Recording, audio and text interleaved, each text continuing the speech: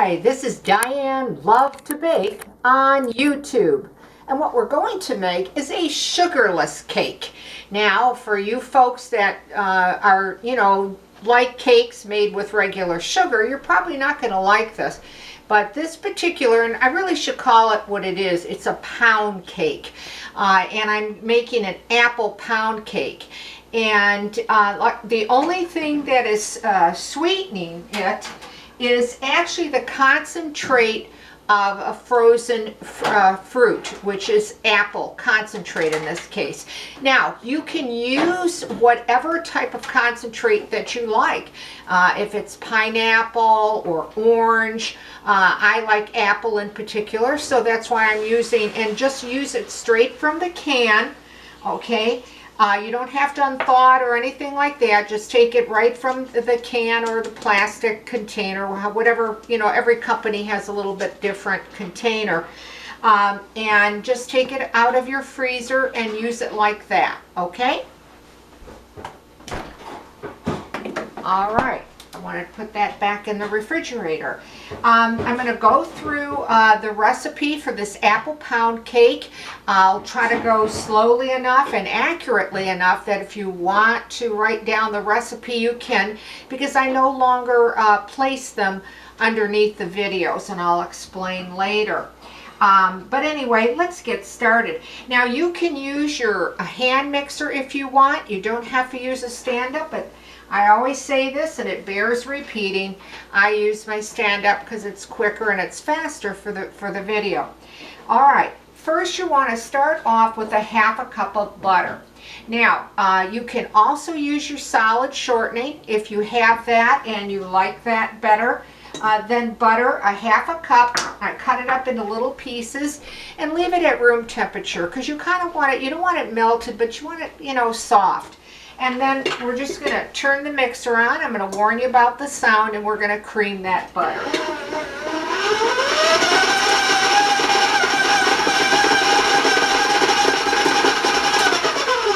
Okay, once you do that, the next thing you're going to do is you're going to put in 3 large eggs. Now, my eggs might look a little bit odd because they were frozen.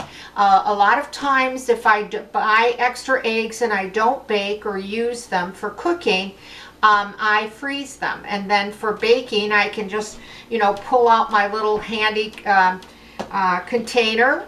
This one has 3 in it. And, let it unthaw, and then I use them. So we're going to beat in the 3 eggs, okay? Have your eggs, at room temperature, and we're going to beat that with that ½ cup of butter. Warn you about the sound.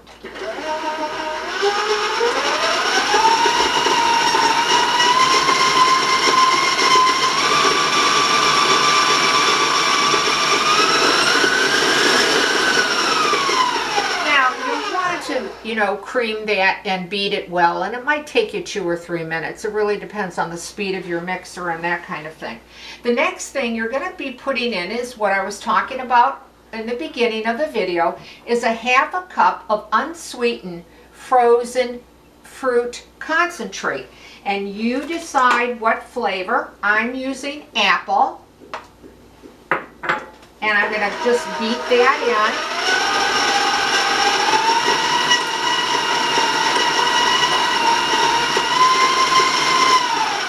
And the next thing you're going to need is just a ½ cup of water. Whether it's your tap water or bottled water, whatever you like to use.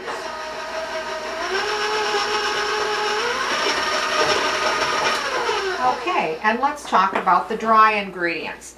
You're going to use and need 2½ cups of all-purpose flour.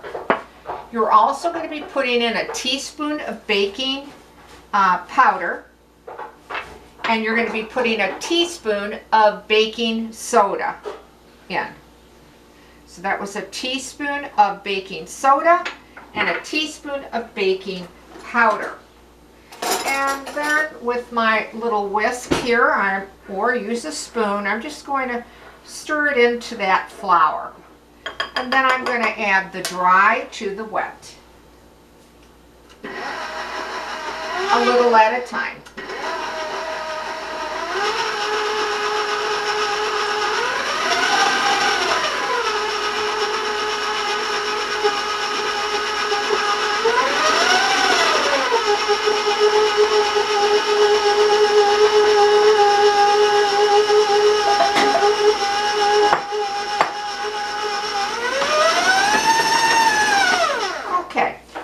Want to put too much flour in too fast because you don't want it to go all over your kitchen.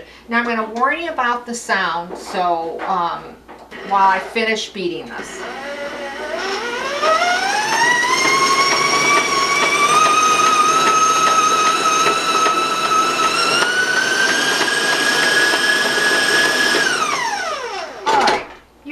Don't have to spend a lot of time beating it because you don't want to overbeat this and make the batter tough. Just that you know it's well combined. And I'm just taking off my excess off my paddle. And then I'm going to give it a quick stir with my spatula and make sure to get to the bottom of the mixing bowl in case I missed something, and if I did, I can easily remedy that by mixing it together, stirring it together. All right, and you will then have a nice batter, and you will need a 9x5 loaf pan. I'm just using this one today. You'll want to heavily grease it. And then I dusted it with flour, and I'm gonna put that batter mixture in there.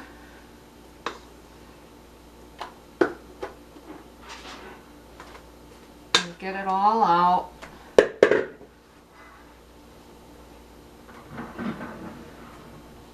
And then I'm just going to spread it out into my pan as equally as I can. I'm just going to grab a knife here to be able to get it off my spatula. Okay. And we'll just kind of swirl it around in the pan here. And I'm just going to go and get the rest of it out. Now you're going to bake this pound cake, this apple pound cake, at 350 degrees, and it could take you anywhere from 40 to 45 minutes. Now when it comes out of the oven, do go ahead and, test it. I start testing mine at about 38 minutes or so. 35 minutes, it really depends. And use your cake tester to check it to see that the cake is baked properly and dry in the center, or use a toothpick. Okay. There we go. We'll set that aside. All right, once again, and remember our oven's set up so differently. So yours, your pound cake might take a little less or a little bit more. Most of us kind of know what our ovens are capable of doing. But again, 350, anywhere from 40 to 45 minutes. Now I'm going to rinse my hands quickly because I was working with raw eggs. And I want to show you what it'll look like once it's baked up. It will produce a nice tall loaf for you. Have a nice golden brown to the top. And there we go. I'll lift it for you so you can see the bottom. Okay, it's a medium golden brown. All right. And now, you can, if you want to serve it, this is great with some sugar-free whipped cream. If a person doesn't like sugar or can't have sugar for whatever reason, you can top it with fresh fruit if you want. It really, there's so many ways that you can sweeten it if that's what you prefer to do. Okay, and then I'm just gonna, you know, cut into it here to give you an idea what it looks like. Cut a nice little slice, okay? And it will be, I would say, light to medium in the texture of it. You can see it flaking away. I hope you can see that with my knife, okay?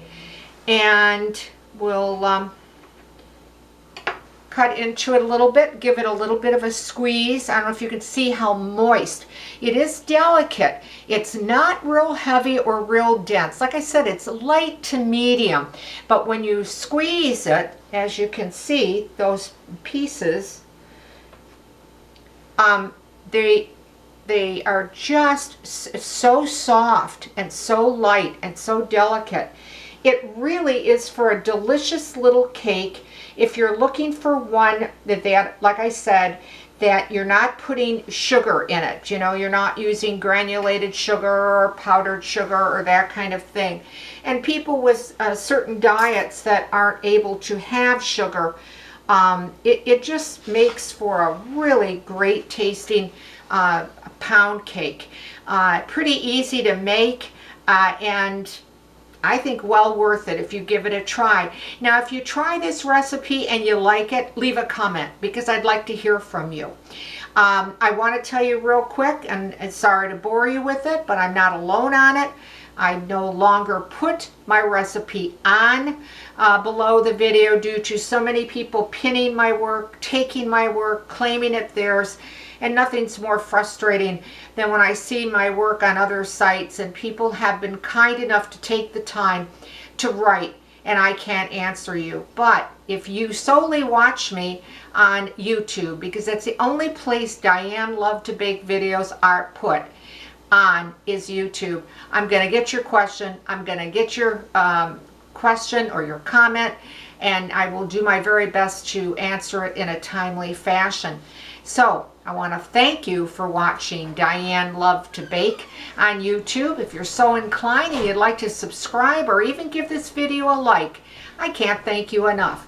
So thanks again for watching. Stay well, stay safe, and I'll see you soon.